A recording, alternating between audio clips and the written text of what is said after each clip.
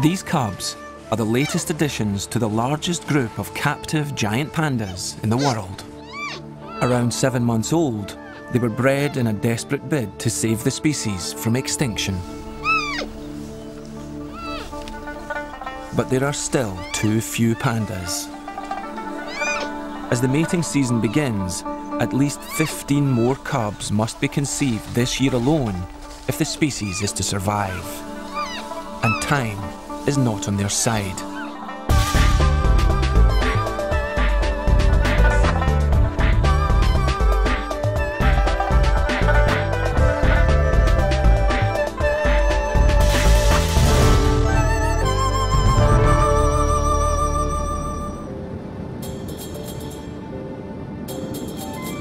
China's Conservation and Research Centre was set up at Wulong in Sichuan Province in the 1980s at a critical time for wild pandas. Their precious bamboo began to flower and became inedible. 83年左右吧，那个时候由于这个建筑开花，很多这个大熊猫没有食物，那么就它们非常的面临非常大的这个生活方面有很大的威胁。那个时候我们抢救了很多大熊猫，我们的研究工作也从那个时候就逐步的推开了。The work seemed straightforward. The plan was to rescue starving wild pandas and then breed more pandas from them. But this seemingly simple task took a long time to achieve, and it wasn't until 20 years later that Wulong witnessed the fruits of successful breeding.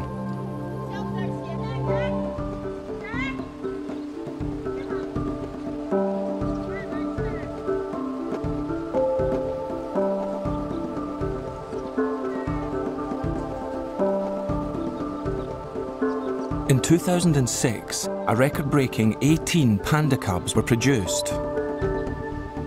The following year, another 14 panda cubs were born.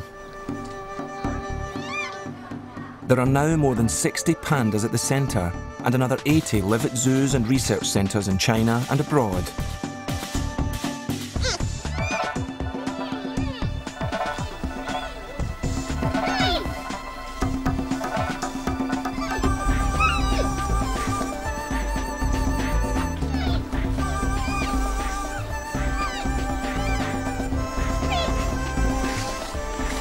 But even though Wulong is full to capacity, there still aren't enough captive pandas.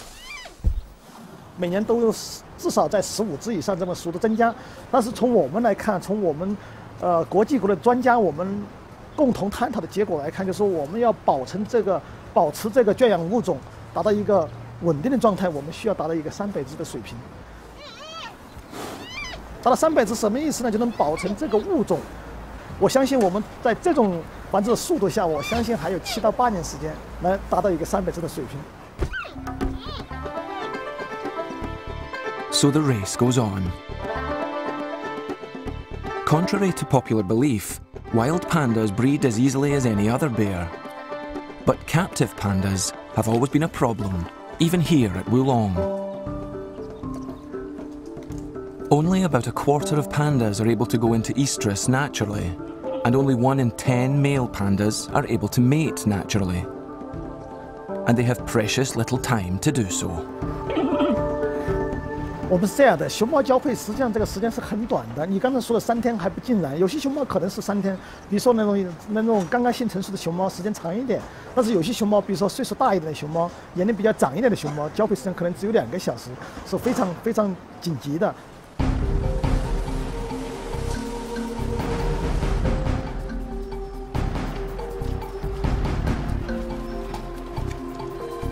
As this year's mating season starts at Wulong, the pressure mounts. It's almost the end of March. There are 16 females already in estrus. Merely 3 mating males, only 8 breeding pens available, and just a few days to get the job done. And those aren't the only problems. Pandas are just as particular about their partners as humans. 当然，这个里面也很复杂的。我跟你说，雌性的熊猫性选择非常黏的，就是它喜欢这个熊猫，它不喜欢另外一只。你明明从遗传管理，我就不让它配种，但是这个雌性我不喜欢它，我要选择它。这个情况也是很难的。这熊猫的性选择是双方的，有时候雄性呢选择雌性，但是有时候雌性也选择雄性。And saving the species can sometimes be thwarted by the simple fact that some pandas can't stand the sight of each other.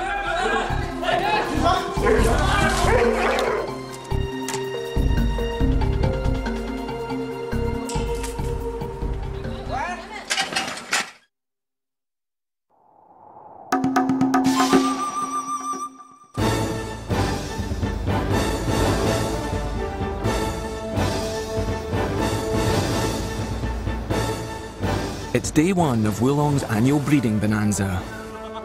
On the male team are 3 wild-caught pandas, Wu Gung, Ling Ling, and of course Wulong's star stud, Lulu.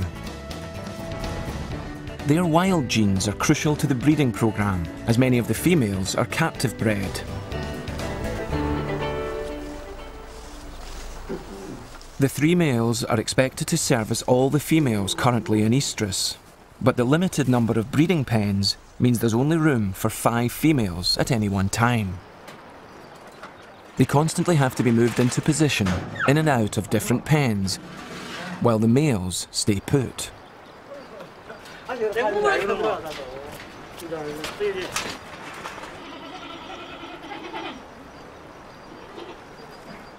One of the first females to show signs of readiness is 13-year-old Fei Fei, whose name means concubine. She makes her feelings and heightened hormonal state as plain as her name.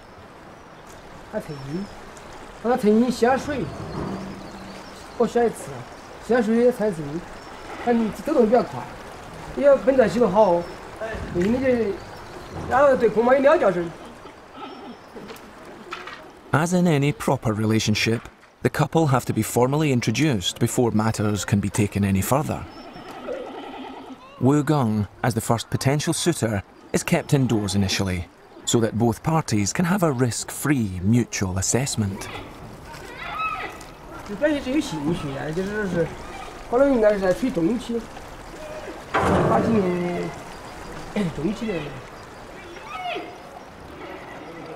Fei Fei's behaviour makes it impossible for anyone to ignore. Except, it seems, Wu Gung. His mind is clearly focused on higher things, such as his stomach.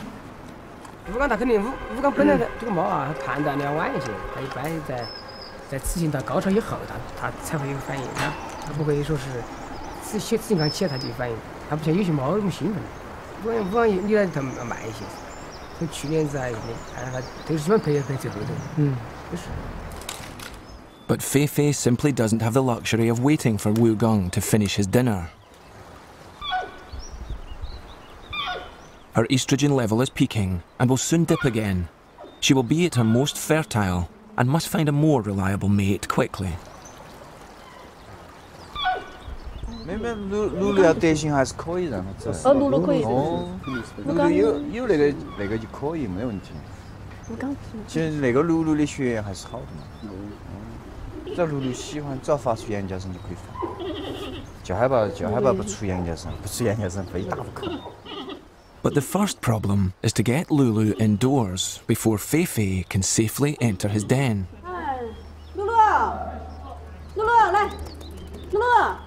A seemingly simple task, but Lulu has other ideas. In the wild, the higher a male leaves his mark, the stronger and more virile he's considered, and the more attractive he is to the ladies.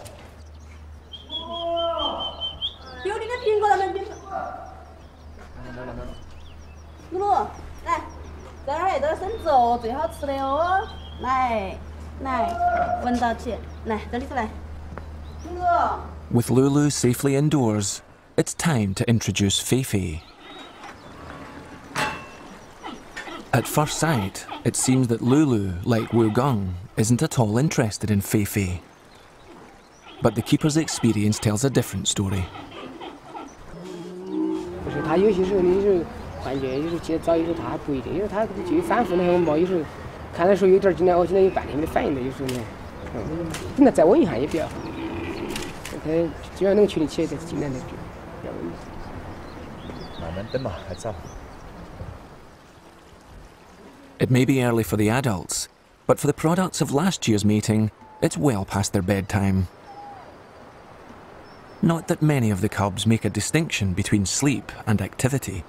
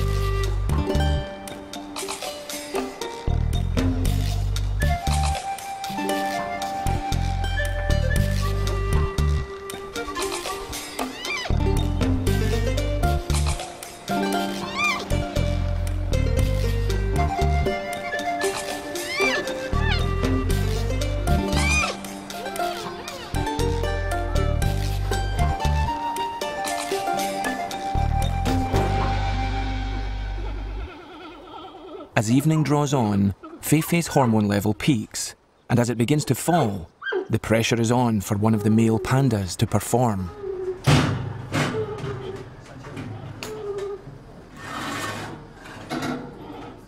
Despite his earlier lack of interest, the keepers decide to give Wu Gung another go. At first, things seem to be going well. But then Wu Gung seems to lose all sense of direction.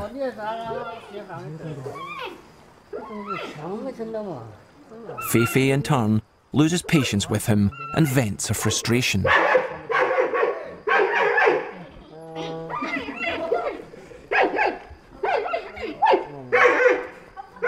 Disappointed keepers take an even more disappointed Feifei back to her own pen. It's time to bring Lulu in again.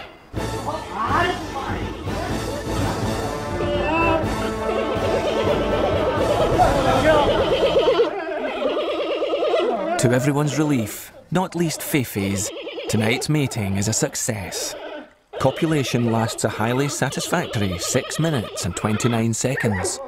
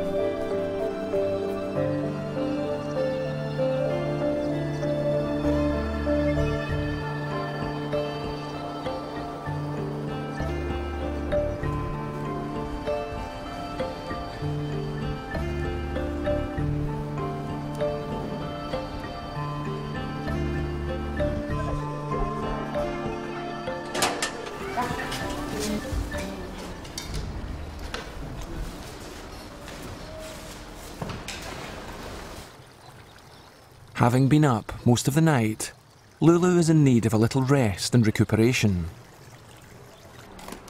Wu Gung, however, still has a healthy appetite.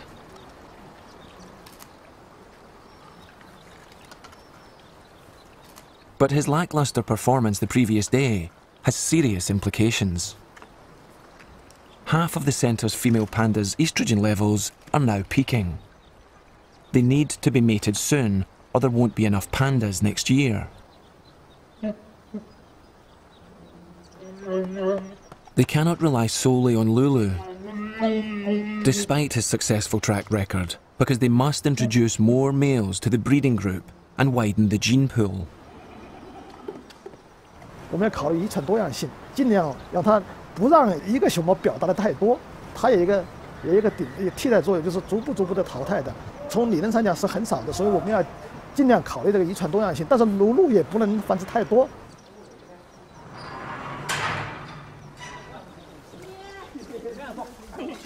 Ling Ling, the third male on the team, is introduced to Cao Cao.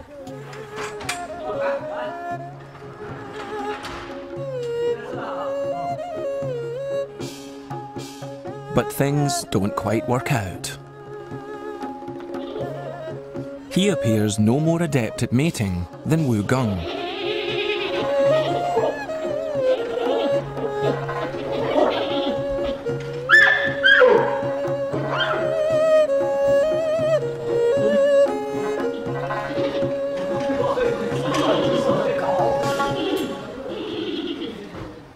Reinforcements are required. They come in the shape of Cheng Cheng, whose name means strong. He's actually a 21-year-old male panda in the process of losing his teeth and hair. Cheng Cheng might not seem an ideal solution to the problem, but he's not expected to perform in the same way as the other males. With the female panda's biological clocks ticking away, Cheng Cheng has a more indirect but vital role to play. His semen has just been collected in the hospital, and while he recovers from the anaesthetic, his contribution to the breeding programme will be put to good use. As has happened many times before. Cheng Cheng has been a vital, if unwitting, participant in the plan to save the planet's precious pandas.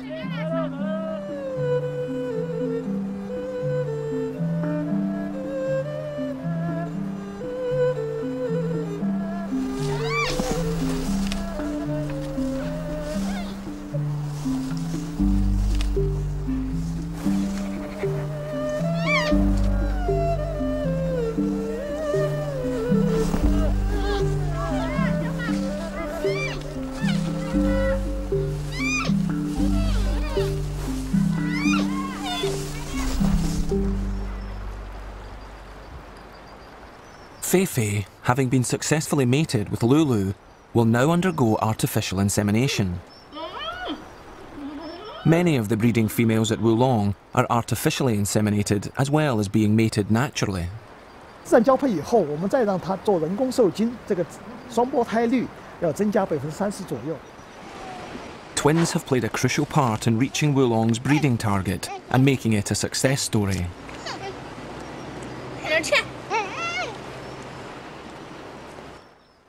Before Feifei can undergo artificial insemination, she needs to be anaesthetised.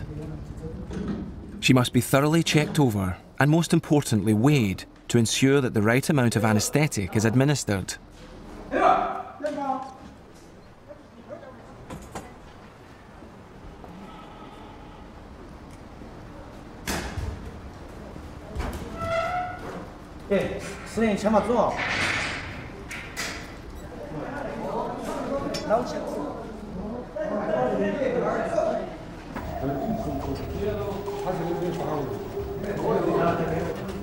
Once sedated, she's raced to the hospital so that the artificial insemination can be completed before she wakes up.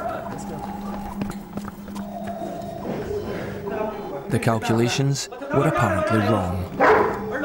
But for safety, they erred on the side of caution. Too little is better than too much. The artificial insemination is completed and Feifei is put in a quiet enclosure away from the breeding pens. They won't know for sure if it was successful until late summer, when the birthing season begins. Many of the other females in the block are also stimulated by the comings and goings in the other pens. Shishi starts chirping and moaning very loudly, and it's decided to try Wu Gong to see if she is more his type than Feifei.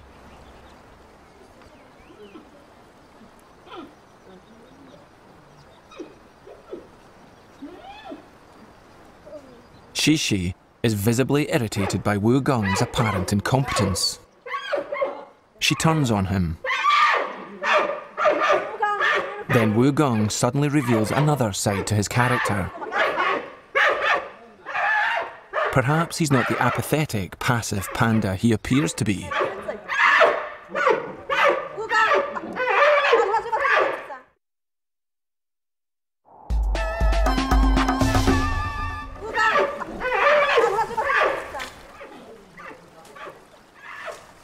Despite his outburst, the keepers know Wu Gong's true character and easily tempt him away from Xixi with his real interest in life.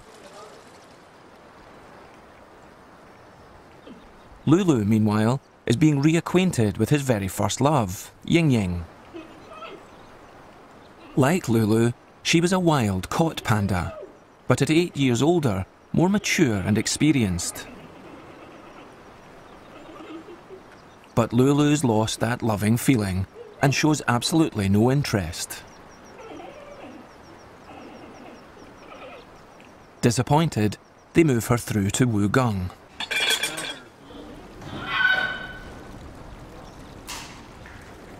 But no joy.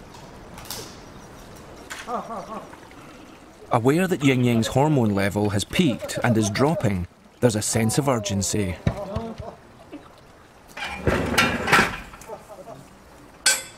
But persisting with Lulu backfires horribly.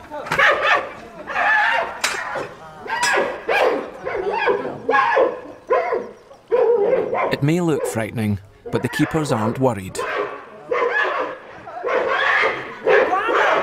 The centre's director is also unperturbed by the violence and points to an even more logical explanation for the aggression. 因为在野外，你知道它是要靠打，它打了以后很辛苦，就是它消耗了很多的能量，然后它进行交配，交配以后它再没有这个能力来打这个雌性熊猫了。那这样的情况它不一样，因为它没有打斗，是我们人为的安排，所以它能量很充足。它这个交配以后呢，它还有这个能量要想征服这个雌性熊猫，还想打这个。As is painfully evident when Lulu is introduced to Long Xin.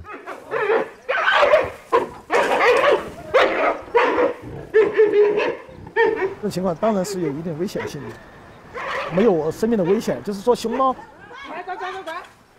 当然就我刚才说到耳朵掉了，嘴给拉裂了，眼睛给打瞎的，这都有，但是还有手掌给撕开了，这些都有，但是没有死亡的可能性。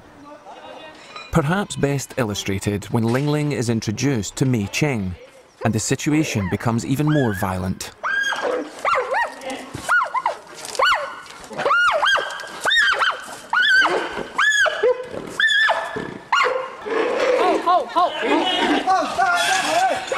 She races next door to try to get away from him. Once safely indoors, Mei Cheng is clearly terrified, but only suffers minor cuts and scratches. Nothing serious. 我们在野外这么多年没有发现有交配把熊猫给打到死亡的是没有的。 Comparing the behaviour of captive pandas and their wild relatives is an important part of Wulong's work.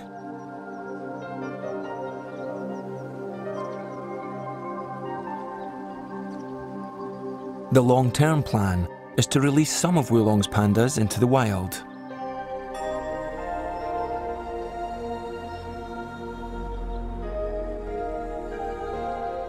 One of the reasons there are only 8 breeding pens available out of a possible 10 is because 2 of the pens are currently being used by the release team. As more and more females start to come into estrus, the breeding team thinks they should have priority over the pens. 要他那个我们的话是不可以给防止那个口气强硬点，这些人啊，到时候那个完成不了任务找哪个麻烦？还不是找我们底下是这样嘛？是人没法强，我们这边是主要的。他那边犯规那边也算是主要，但是我们肯定要考虑我们这边。你做10年你可以退出，这只是手机。他不是现在就要。我清楚这个问题。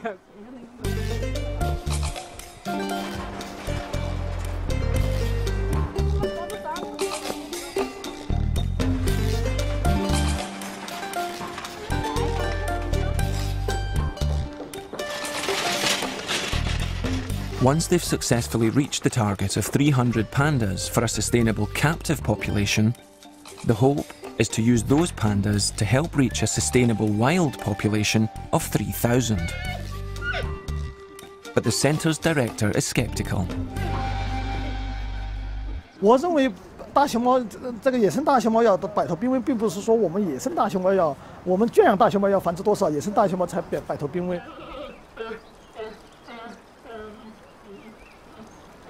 它不可能说无限制的增加，因为每个大熊猫它活动的范围从3平方公里到15平方公里，它有一个活动范围的。在这么个大范围内，不可能说你从一只熊猫跟它增加到很大，所以在野生大熊猫这个种群数量方面，你要快速的增加是不可能的。所以说我只能说，我们人工繁殖的情况下，尽最大努力来满足这个圈养大熊猫一个可持续发展。所以说，你种群数量能全国的那个野生大熊猫种群数量要达到3000只，这只是我们希望它达到。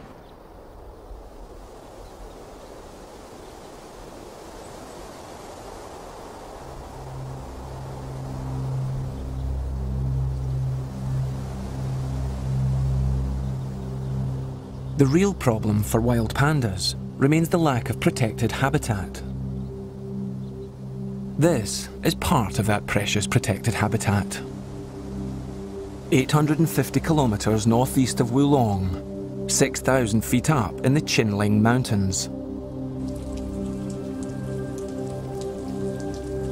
On the site of an ancient Buddhist temple, a team of scientists at the Chinling Giant Panda Research Base have been studying the behaviour of wild pandas for more than a decade.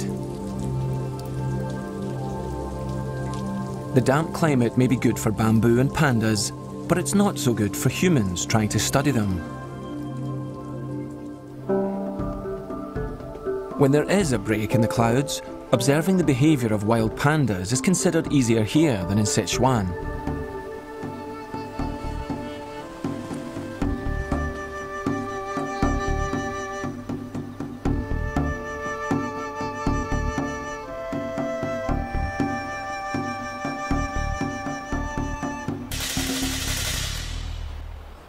到这边来了，看见大熊猫的频率呢，那个频率还是比较高的，相对于四川那边来说，四川这要看见一只大熊猫非常困难。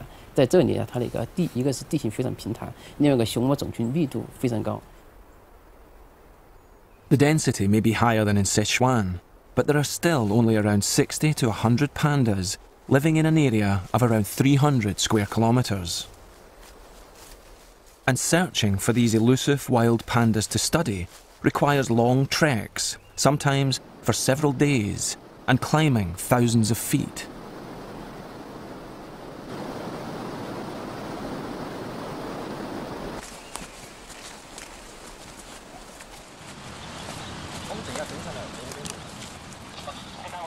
As at Wulong, it's the spring mating season, and the chances of seeing pandas in the wild are increased because the pandas come down to the lower slopes to mate. Until a female is successfully mated, a number of males will congregate wherever she leaves her scent marks.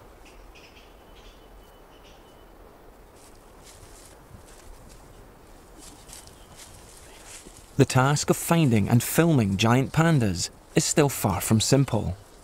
But after a long and exhausting climb, the sound of loud bleating and chirping raises hopes of a chance to get close enough to study them.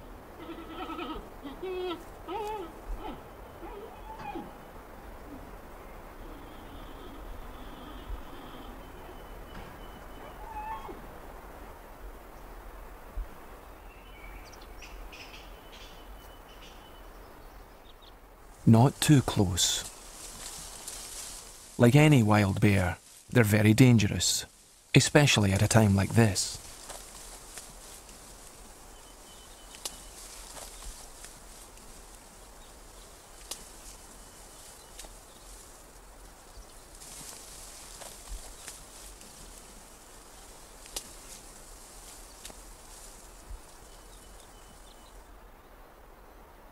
然后是发现树上有只熊猫，那树下有只熊猫，但树上那只熊猫是母熊猫，树下那只熊猫是公熊猫，然后是在离这只公熊猫那个不远的地方还有2只公熊猫。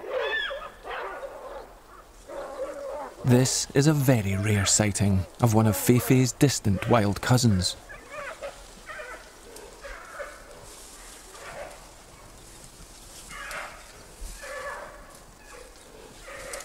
From the growls, it's obvious the males will have no energy left for fighting, as Lulu does with the females in Wulong.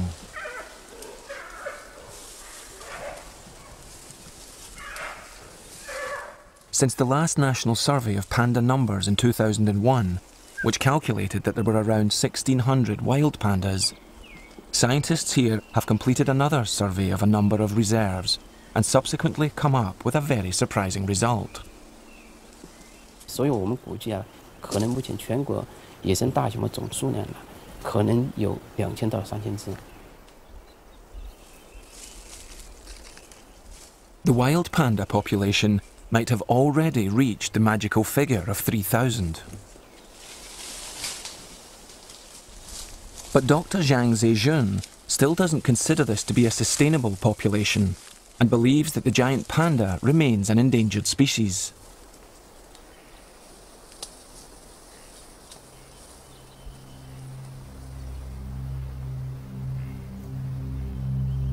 And even if the future looks a little brighter for pandas, another ominous threat to the survival of the species is emerging.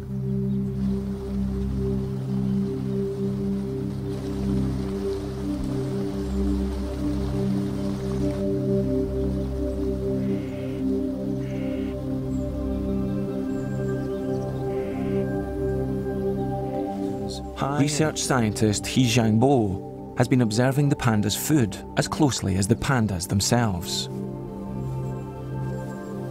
Here, they eat around 20 kilos of bamboo every day, mainly Bashana bamboo. And he's discovered something very worrying. 这就是巴山墨竹所开的花，巴山墨竹开花以后，它会死亡，死亡以后的熊猫就会因为食物胆怯而死亡。在上世纪80年代，四川呢就发生了大面积的竹林开花。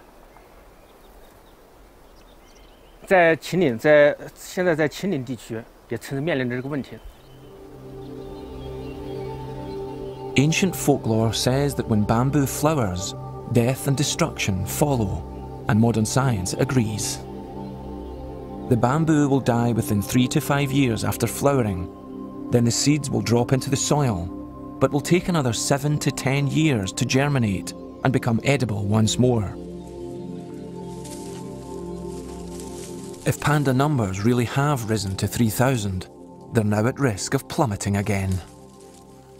目前呢，就是我们的研究小组啊，就说是我们想通过就是改变这个竹林的结构，是否能达到它延缓竹子的开花的这样的一个结果。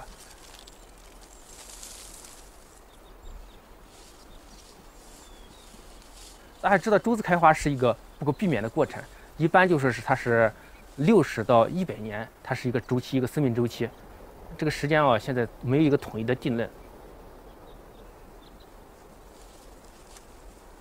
While they struggle to avoid the same fate that befell the pandas in Wulong, ultimately, scientists here are absolutely clear about what needs to be done to protect giant pandas, whether there are 1,600 or as many as 3,000. 我认为应该是2个方面，一个方面呢是保护好现有的野生大熊猫的种群，包括保护好它的栖息地，尽量减少对它栖息地里边各种外的因素的干扰。另外一个方面呢，那就是必须加开圈养大熊猫的饲养繁殖，加强有关野生大熊猫放归方面的科学研究以及其他方面的准备工作，争取在最短的时间内尽快将圈养大熊猫成功的放归到野外去。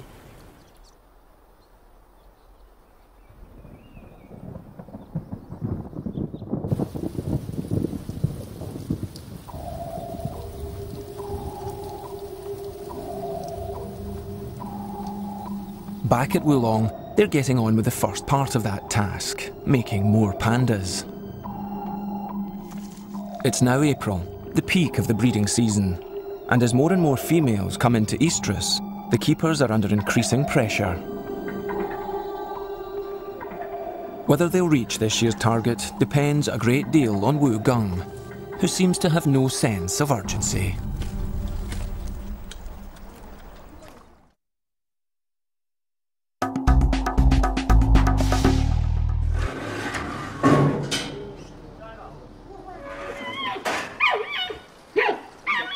Despite his hopeless history, the keepers are encouraged by Wu Gung's burst of energy during his earlier encounter with Shishi.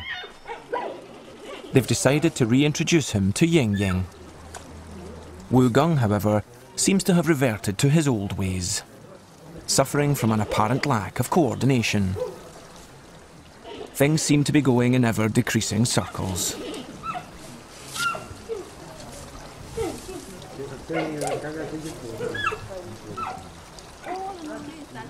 As Wu Gung looks around as if he's desperate for encouragement or support, disappointed keepers decide to cut the meeting short and tempt him away. Wu Gung obviously interprets the apple as sustenance and hangs on, while Ying Ying is clearly unimpressed with the entire performance.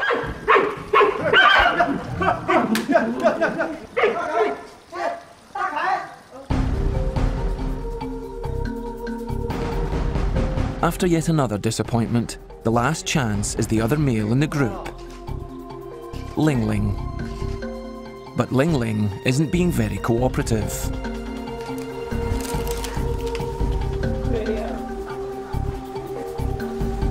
The reason for Ling Ling's obstinate behaviour is in the voluptuous shape of a new female in the pens, Shi Mei, which means happy and lucky girl.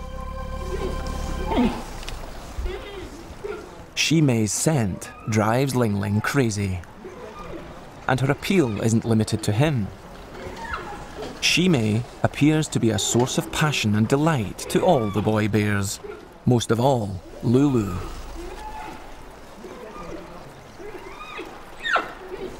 She successfully mated with both Ling Ling and Lulu in 2006 and subsequently gave birth to twins. But last year, Shi Mei mysteriously came into estrus 6 months late, which was a source of concern for the keepers and Lulu alike, and resulted in the latter banging against the side of his pen for weeks on end. Shi Mei has now returned to a normal cycle, and it's having a big impact on all her neighbours.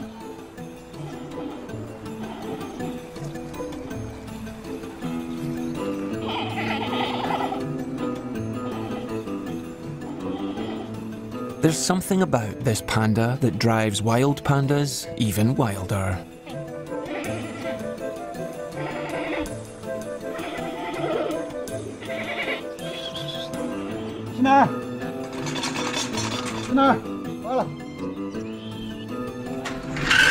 Surely even Wu Gung will find her charms impossible to ignore.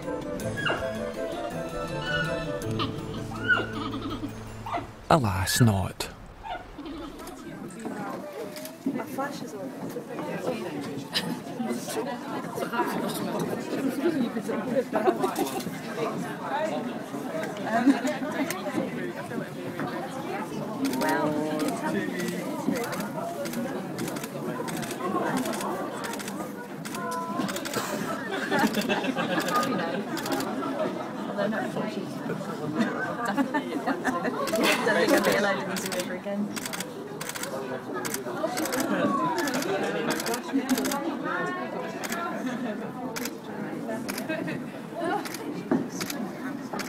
Yeah, so was the other one. She was climbing trees and doing somersaults. I did that like this. She's only let out. She was only let out into this main road.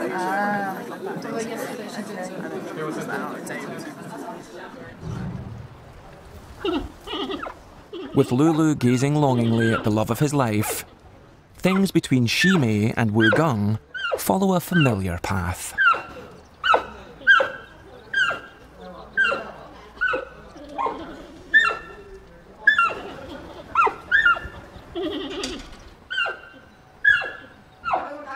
At one point, the roles are even reversed.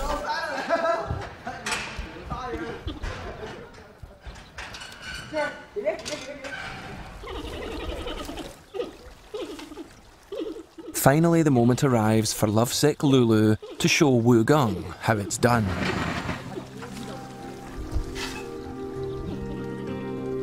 But instead of leaping on Xi Mei in his usual domineering way, Lulu romps about with her, and they play like small cubs.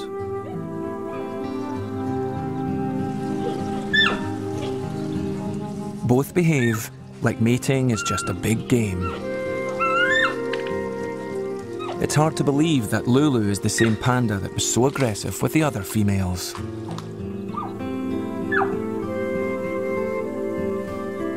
She may, or may not, be the love of his life. Their coupling looks likely to succeed without any of the drama and violence that marred other matings. But whether their relationship will result in cubs capable of being released into the wild, it's impossible to know.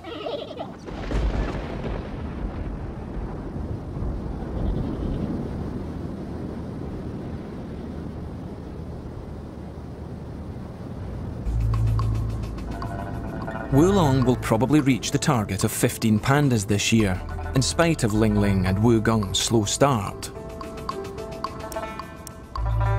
These are some of their offspring from last year. The cubs' early ancestors lived around 2 million years ago. Their decline is due to us.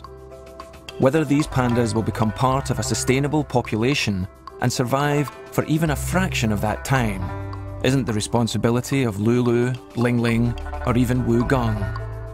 It's also down to us.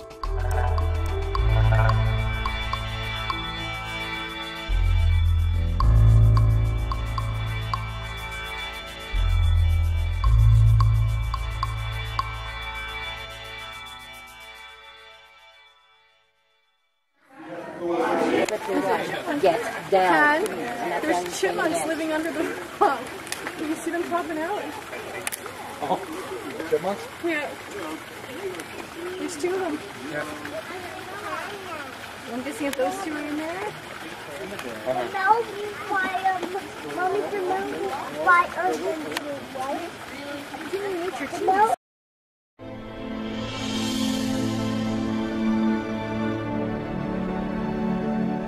High in the wild country of Yellowstone, there lies the perfect valley. Perfect, that is, for wolves. But the valley is so rich, everyone wants to stake a claim.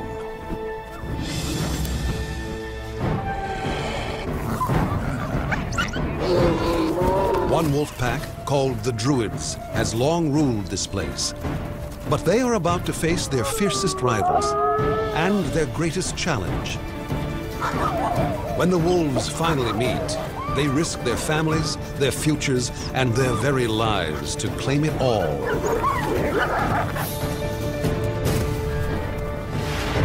In the Valley of the Wolves.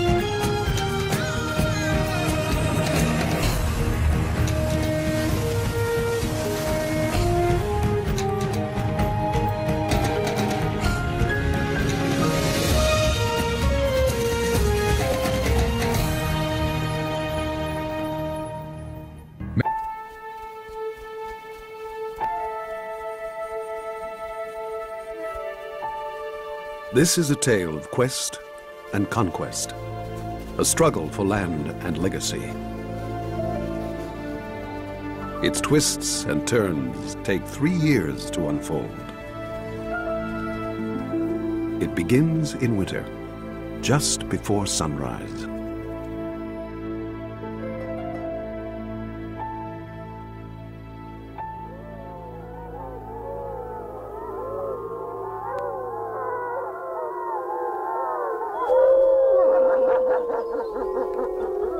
For the Druid Peak Pack, the Lamar Valley in northern Yellowstone has always been home. The Druids have ruled this valley for 8 years.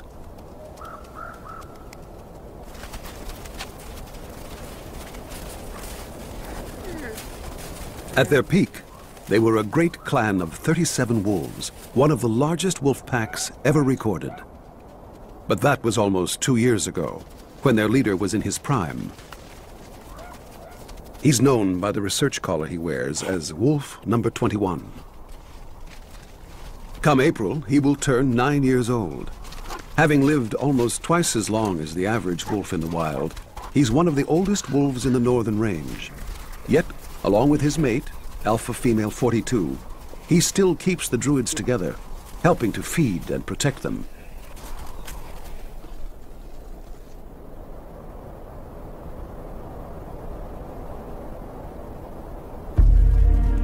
The early morning howl was no casual conversation. It was the Druid call to arms. Wolves are born to hunt, and Lamar Valley is the finest hunting ground in all of Yellowstone. Each winter, some 2,000 elk from Yellowstone's northern herd descend into Lamar. The valley is surrounded by mountains and sheltered from the deepest snow. 1.5 miles wide and 30 miles long, this is the best winter range in Yellowstone.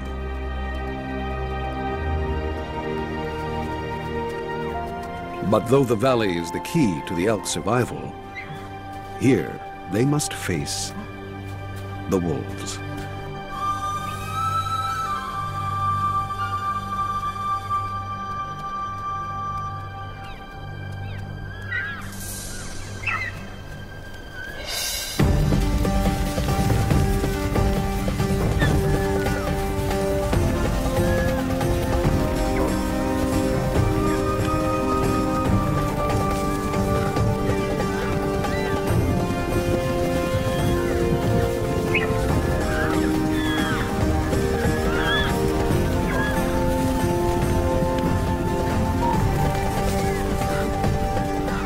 The young Druids leap forward, full of speed and stamina. They chase and test the elk. Chase and test until they find a weakness.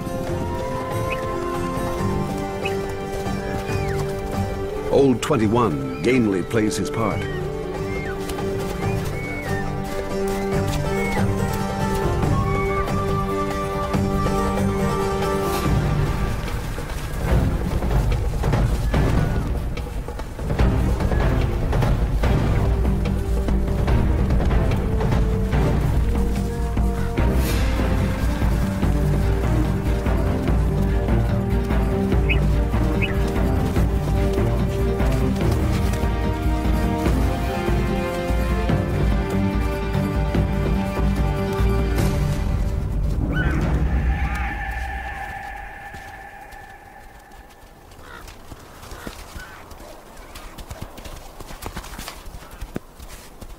The youngsters do most of the legwork, but when it's over, all the Druids share the reward.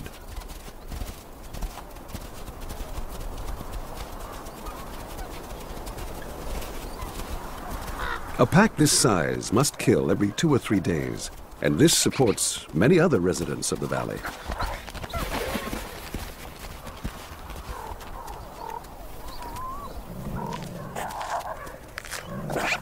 Ravens and magpies are so quick on the scene, they often beat the rest of the clan to the kill. And it's not just food they're after.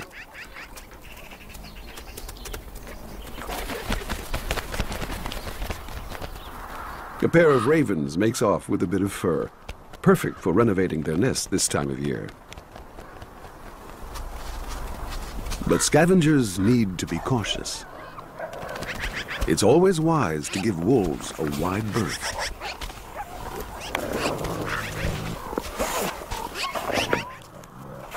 The little red fox has second thoughts. He won't return until the Druids are long gone. But this pair of coyotes can be too bold for their own good. While the wolves are still at the carcass, the smart move is to hang back. Sometimes wolves are willing to share, but more often they get touchy about their hard-earned property.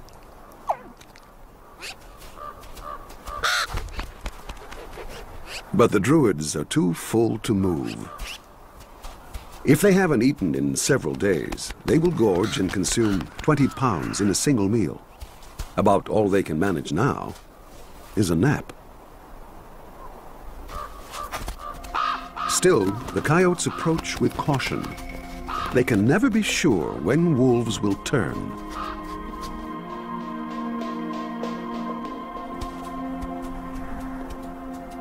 And there's just something about coyotes that sets them off.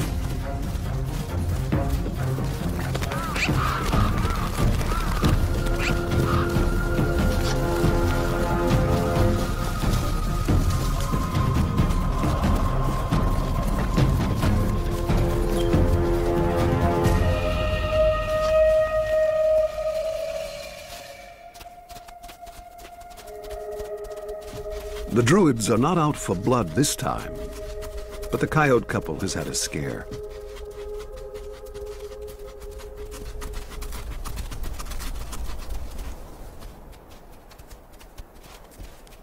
They'll get no share of the wolves' kill now, and must catch a meal on their own.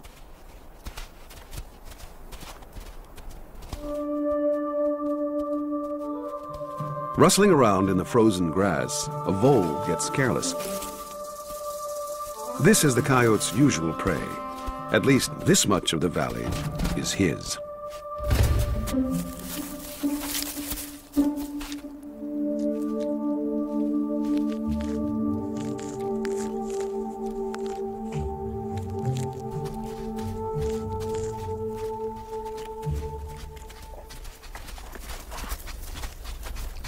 The coyote couple settles down for the night.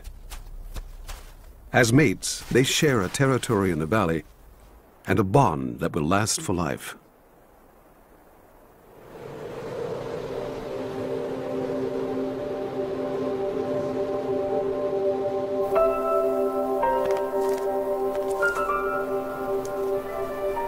A hardy flock of waxwings has been feeding on juniper berries all winter, and in Yellowstone, that's 6 months long.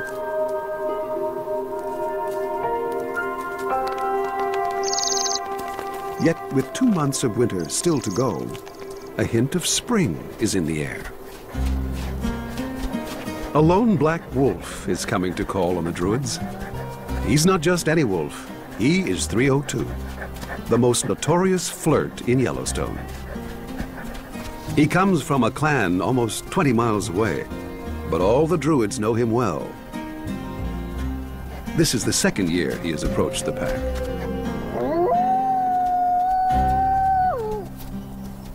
"21 and his mate are not exactly pleased to see him.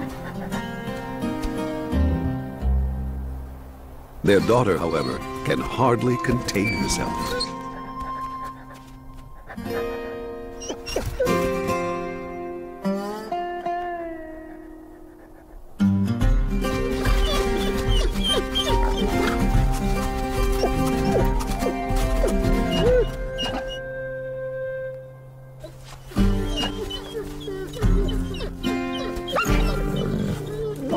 "302 keeps one eye on the daughter and one on the old man.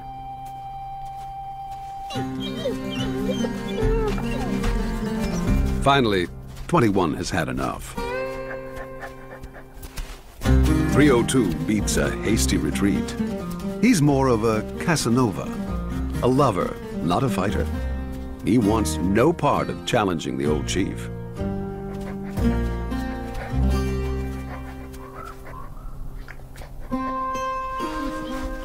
The daughter slinks home to her mother. But this is a battle parents never win. Their daughter's longing is beyond their control. This is the mating season, and not just for wolves.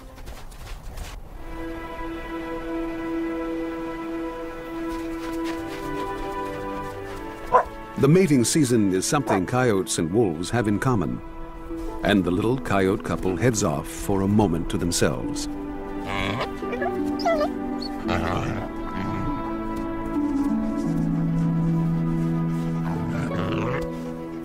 In 2 months, both coyotes and wolves will give birth, and the valley will become the playground of a new generation of pups.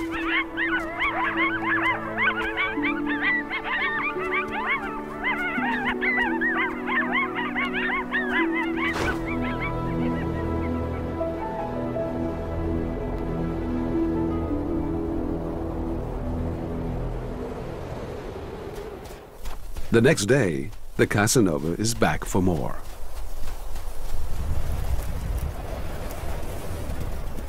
He courts the females, but what he really wants is to join the clan, an idea that seems to agree with all the Druid daughters.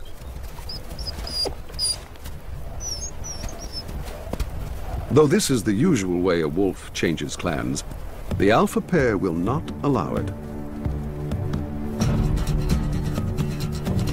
Together, they send the Casanova packing.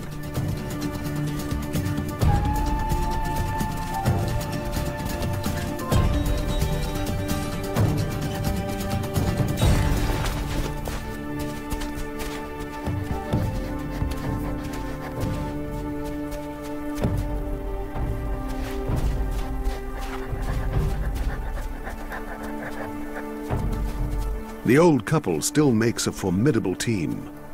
They restore order to their valley, but it won't last for long.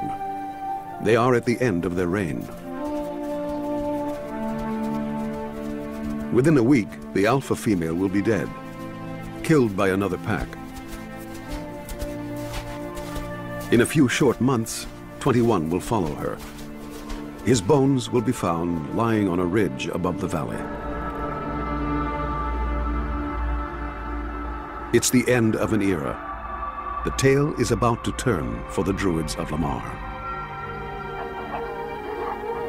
Trouble comes first from their western frontier, as a rival pack challenges their border.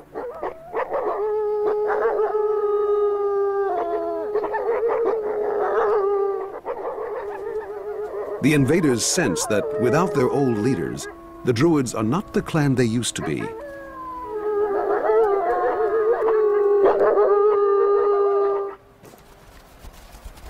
But the Druids rally, and with a quick council, swing into action.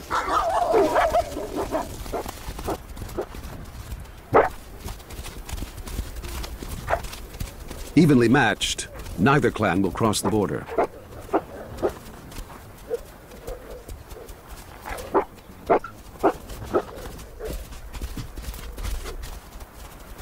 And for now, the Druids hold the line.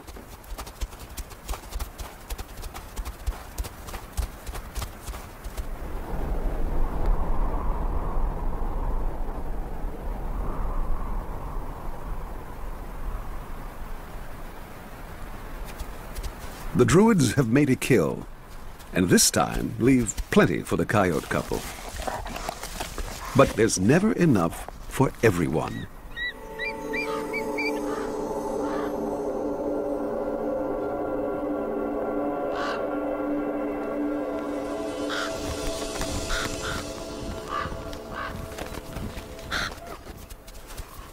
The male coyote takes his to go.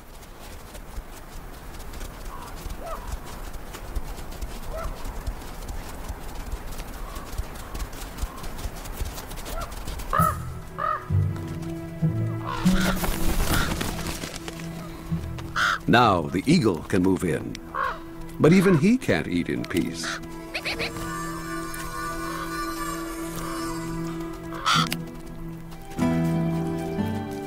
The female coyote takes a modest share, but keeps an eye out for trouble. When it strikes, she can't see it coming.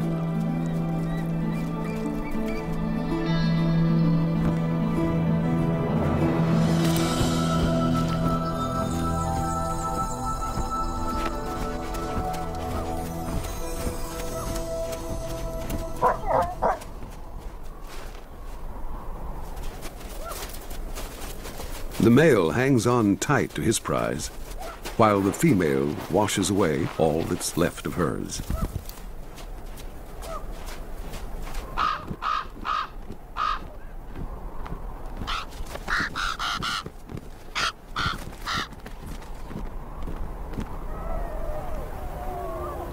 As winter retreats from Lamar, a new threat to the Druids invades the valley.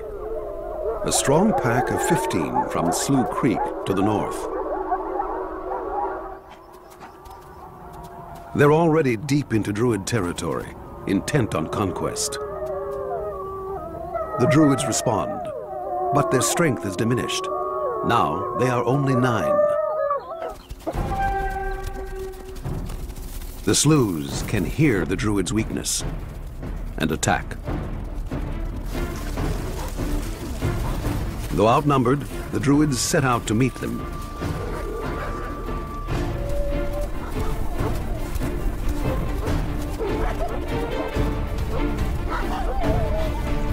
Tails waving high with confidence, the Sloughs smell victory.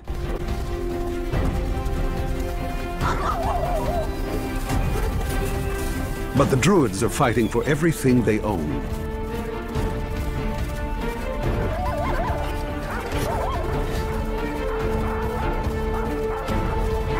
The battle begins in confusion.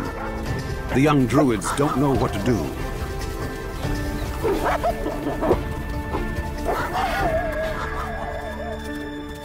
Then the chief of the Sloughs takes charge, attacking the Druids' new leader.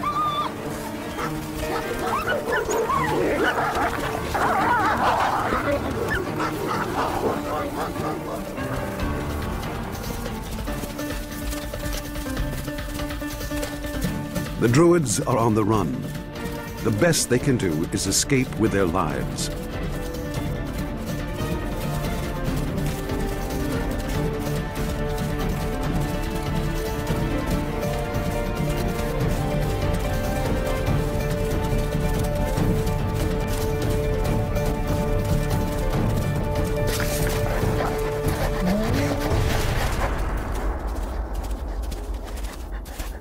The once mighty Druid clan scatters. Bound for hard times, they head into exile.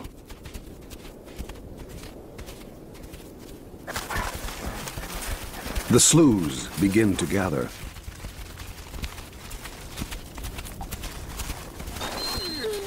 They've done what no other pack has been able to do in almost 10 years. They've broken the Druids and taken Lamar, the greatest prize in Yellowstone. And they know it. Their victory celebration is loud and long.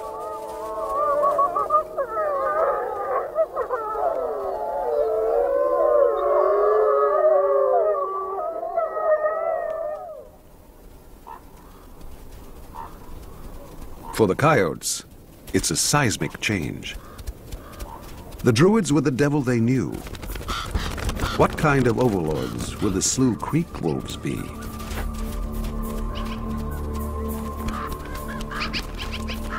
They've already made a kill.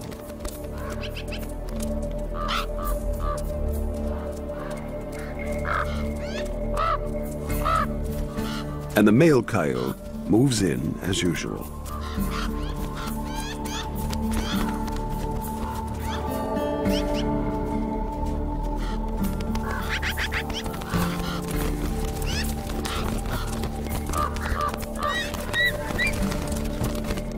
This time, it's a terrible mistake.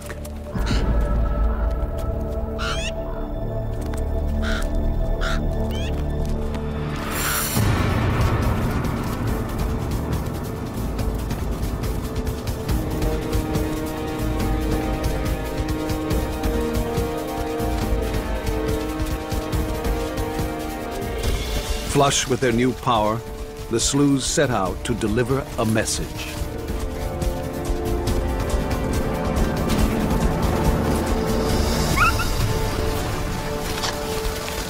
They show no mercy.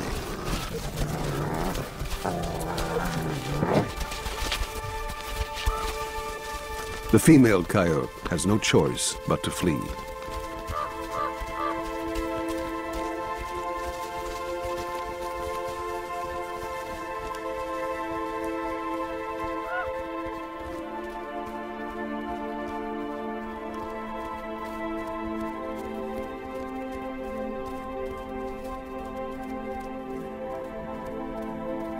She looks for her mate, but he won't be coming.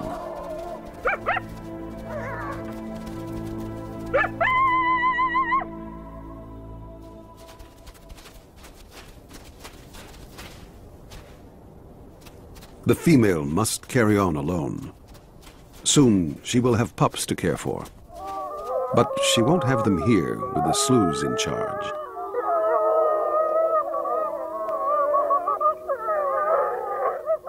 Turning south, she heads into unfamiliar country, into the interior of Yellowstone.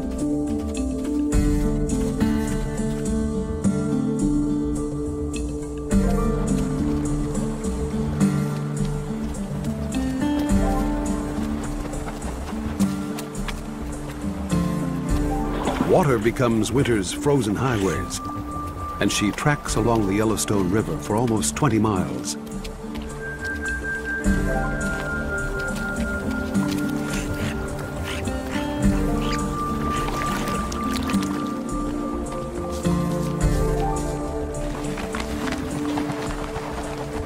This icy road leads her directly to the base of the upper falls.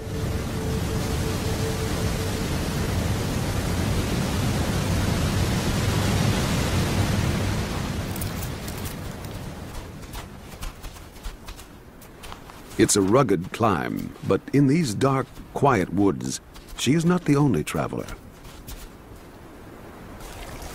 A red fox has found a carcass and is scavenging a meal. For the fox, the coyote is not a welcome sight.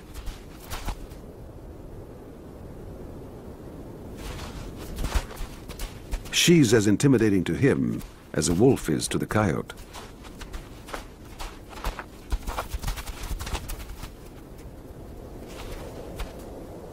But the fox knows how to make it here, in the dead of winter, on his own. He ventures out into the bright expanse of Hayden Valley. This is Yellowstone's high plateau, almost 8,000 feet in elevation. While winter is retreating down in Lamar, it hangs on here with a vengeance. Weighing a mere 10 pounds or so, the fox steps lightly on the frozen crust. His prey is protected by a good 3 feet of snow. Yet with only sensitive ears and a pointy nose, the fox is well prepared.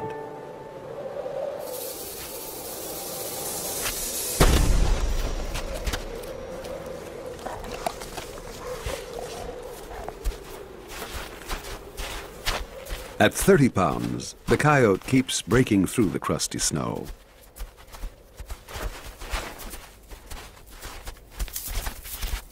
Her strategy is to dig.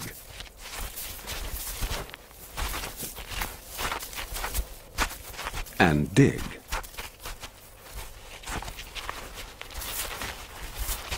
And dig.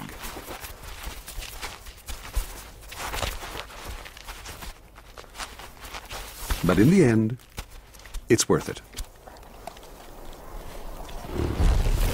Bison spend the winter here, breaking trail and pushing snow. It takes all their massive strength to reach the meager grass below. The elk left Hayden months ago. Only one other creature can match the bison's ability to endure. The winter wolves of Hayden. This small but remarkable band has made an extraordinary choice. Instead of taking on other wolves for the riches of Lamar, they stay here and take on the fiercest prey. These wolves survive on bison.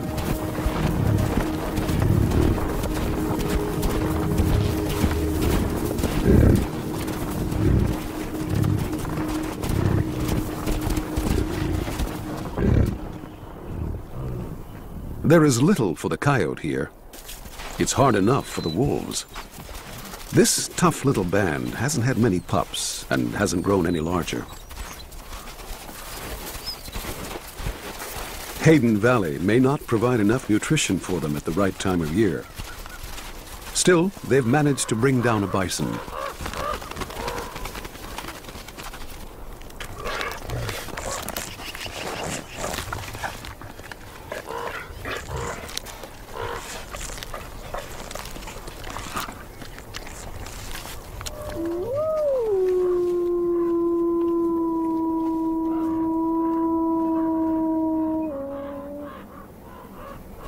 But the coyotes had enough of wolves. She needs to find a den site, some safe place to have her pups. She continues on her solitary way, leaving Hayden and its wolves behind.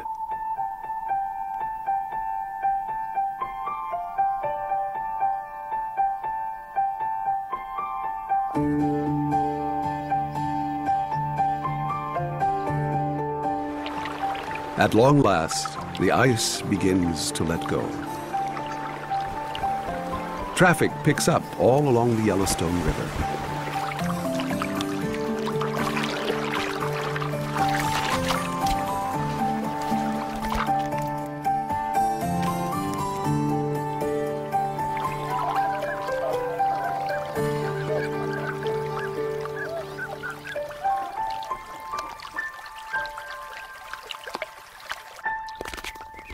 Just along the riverbank, mountain bluebirds are flocking to the first feast of spring.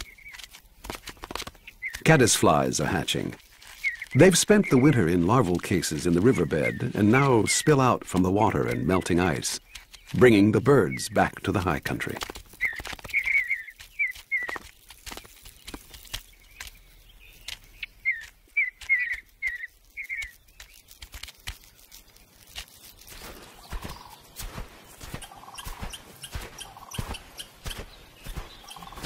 A grizzly, just out of his den, heads down to Lamar for something to eat. But after fasting all winter, it takes a few days for his appetite to get back to bear size. He just starts out with a snack.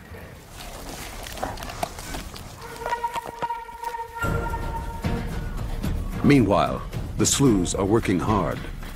For months, they've been patrolling 2 territories, their home range along Slough Creek, plus Lamar.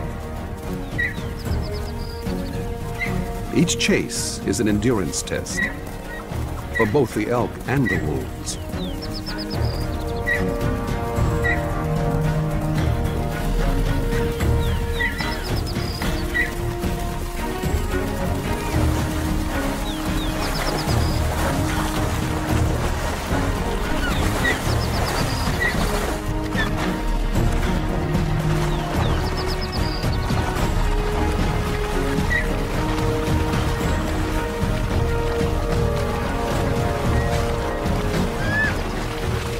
After running flat out for almost an hour, the wolves finally succeed.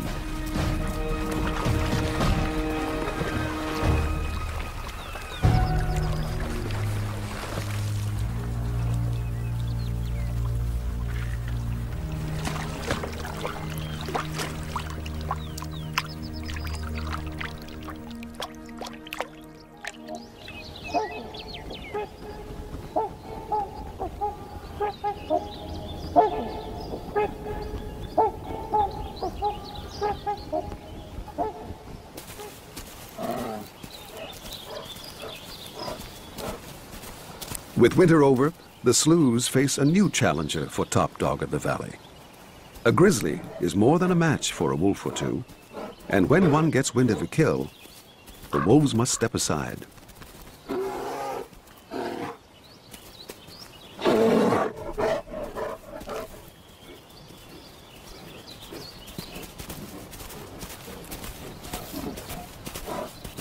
As long as the bear is big enough, he takes control of the carcass. All the grizzly needs to worry about is another grizzly.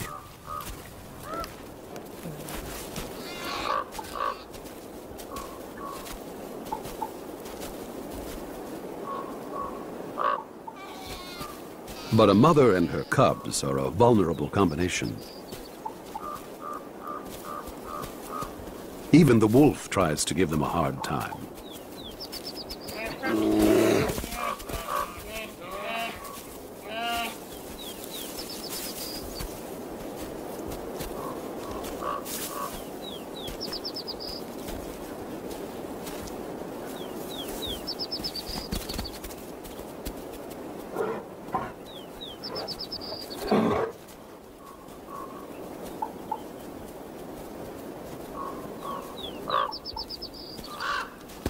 She's so much smaller than the big male on the carcass.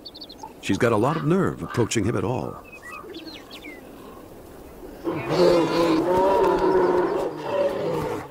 One quick confrontation is all it takes to settle the entire situation.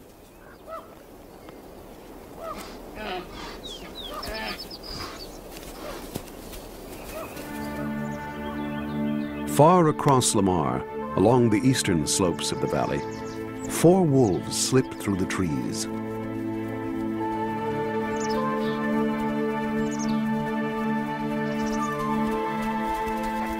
The 2 females are all that's left of the mighty Druid clan. But with them is 302, the Casanova. Though in exile and far from power, the Casanova has become a Druid at last. The 4th wolf is his brother.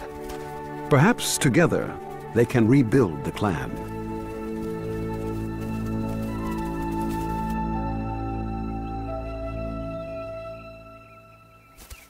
The once solitary fox is now busy raising a family.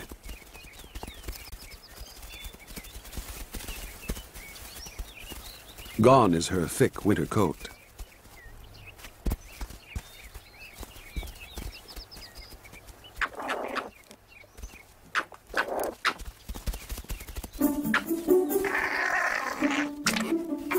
The fox kits are all energy and high spirits, playful little hunters to be.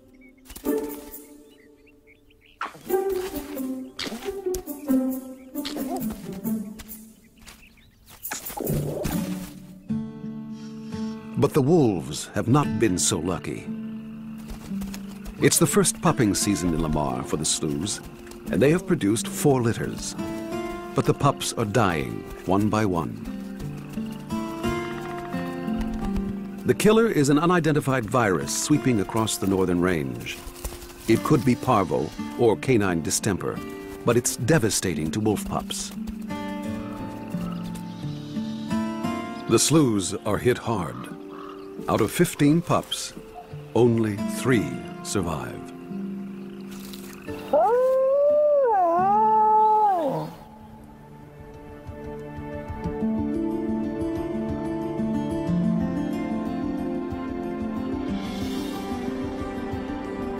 Summer finally reaches into the deep interior of Yellowstone.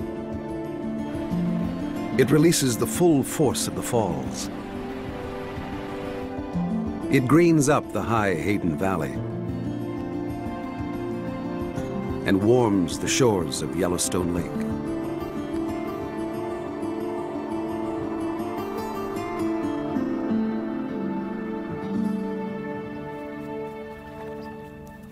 This is where the coyote found her safe haven. Now she's rearing 3 pups by herself.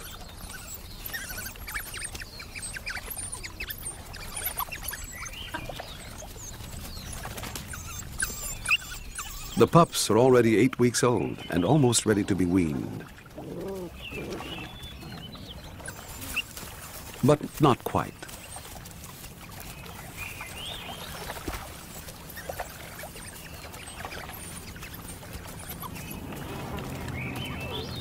Their den site, far from Lamar, has turned into a stroke of good fortune.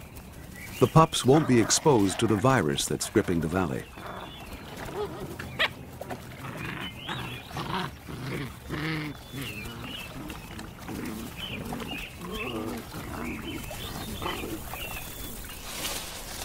Their mother works hard, keeping everyone fed. She's discovered the nest of a hapless merganser and steals the eggs to give to the pups.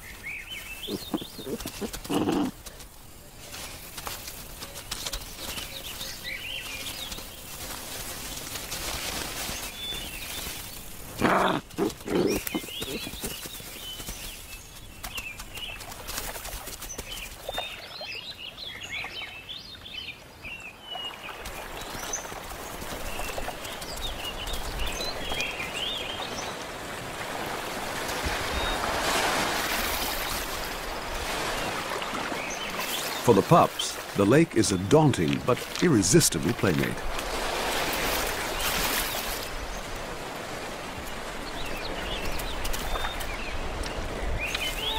Their mother has done her best.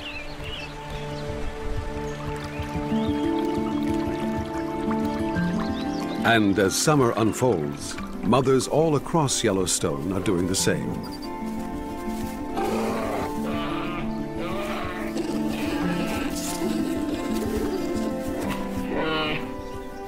Lamar is lush and green, but almost empty. The elk have dispersed into the high country, and with them went the wolves. The valley recovers from winter's wear and tear. The grass has a chance to grow. For a fleeting month or two, Lamar belongs to the smaller hunters that stay behind.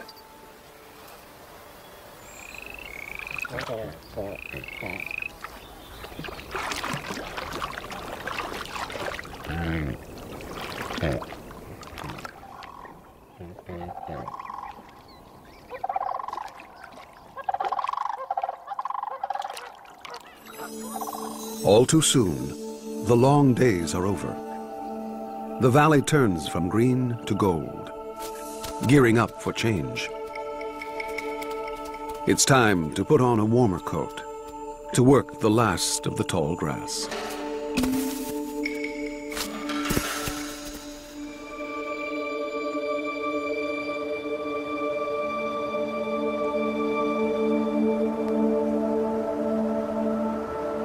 Winter descends again into Lamar, the Valley of the Wolves. But strangely, the wolves seem to be missing. Instead, coyotes are gathering into wolf-like packs. All across the northern range, wolves have suffered a setback. The lethal virus has taken a terrible toll. For the moment, the sloughs have retreated to their old home range, giving the coyotes the run of the valley.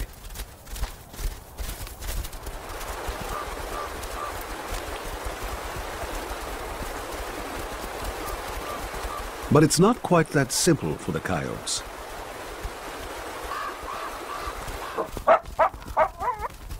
The fewer the wolf kills, the greater the conflict, at every carcass.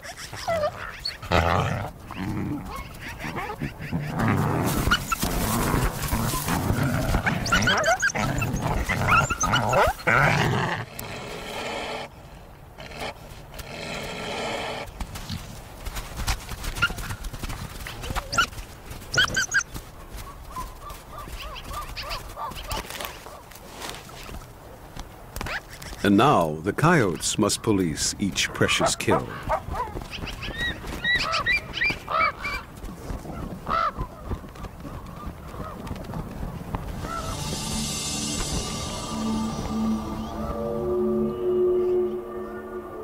After a strange winter comes an even stranger spring.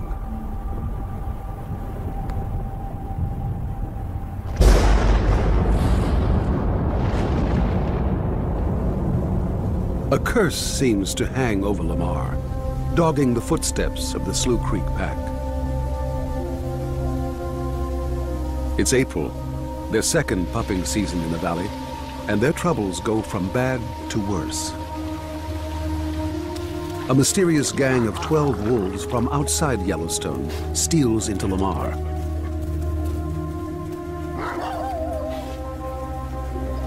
Within days, they kill one of the Slough males, and a second male goes missing.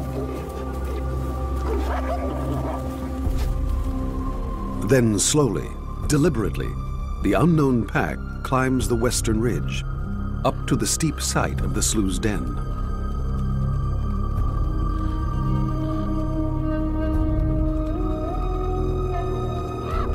On a cliff to the west, the Sloughs keep watch, but strangest of all, make no attempt to retake the den.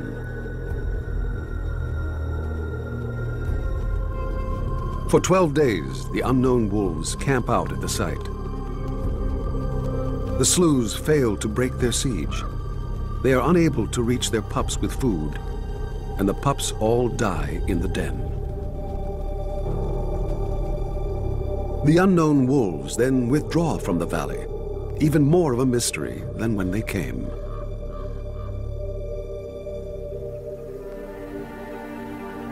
But at the far eastern edge of Lamar, fortunes are turning.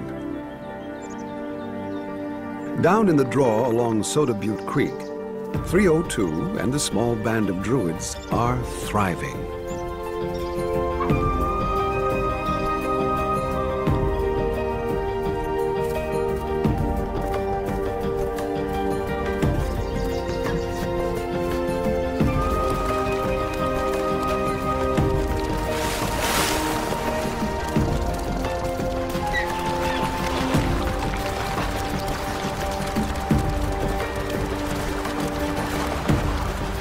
They hunt with a grand purpose.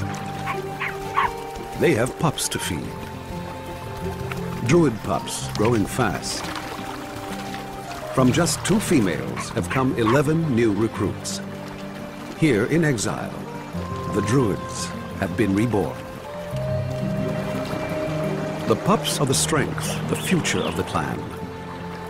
When the pups are grown, maybe the Druids can return to the valley.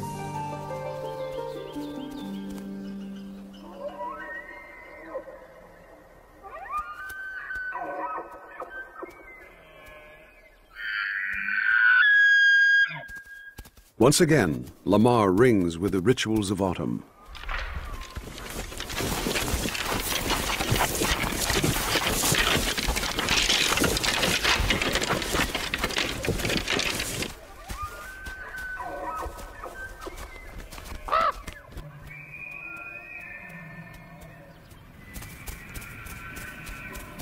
With no pups to anchor the pack, the sloughs start to scatter. Some have been killed or died on their own. Some have just drifted away.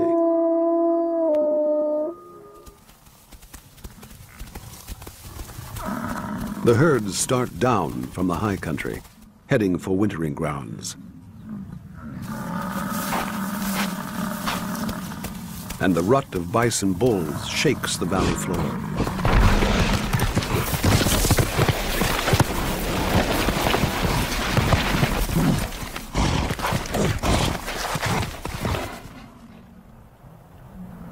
It's not yet the end of September, but on the slopes above Lamar, it begins to snow. Stocking up on calories for the fasting months to come, a grizzly seeks one last harvest, the seeds of the whitebark pine. A good crop will see him safely through hibernation. In a week or 2, he'll be tucked away in his den, leaving Yellowstone to winter. And the wolves.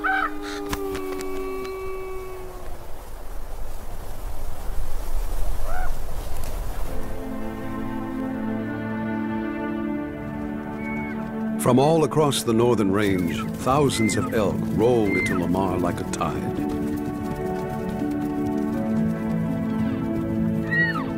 And on their heels, from the eastern reaches of the valley, come the Druids.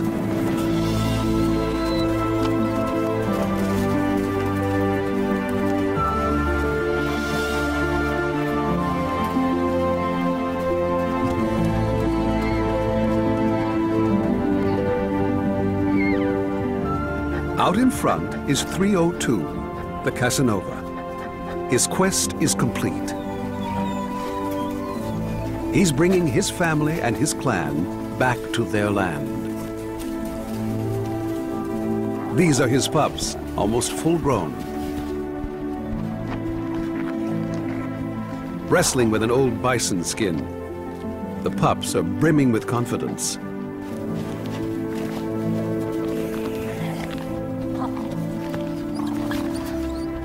Reaching the heart of the valley, they wait for a challenge. But all is quiet.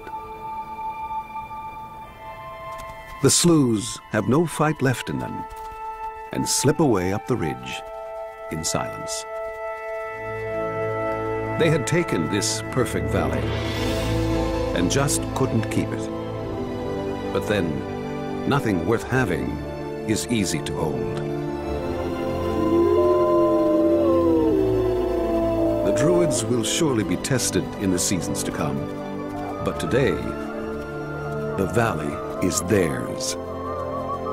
The Druids have come home.